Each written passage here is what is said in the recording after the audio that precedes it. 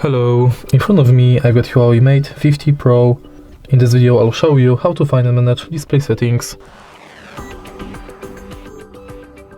In the beginning, let's go to settings, enter display and brightness, and now you can adjust brightness level of the display on this slider,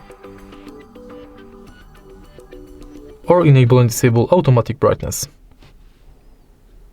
Next, you can enable or disable dark mode, schedule it, and same with eye comfort mode, plus you can change filter level and enable or disable flicker reduction. Then you can change text size and text weight. Same with display size.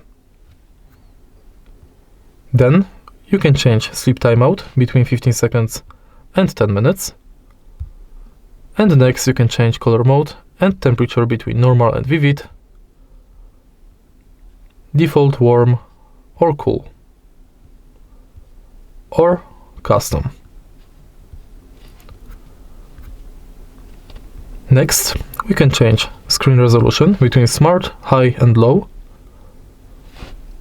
screen refresh rate between dynamic, high and standard. You can enable or disable HDR images, manage full screen display for apps, and in the end you can hide notch. And that's it. If you find this video helpful, please leave like, comment and subscribe.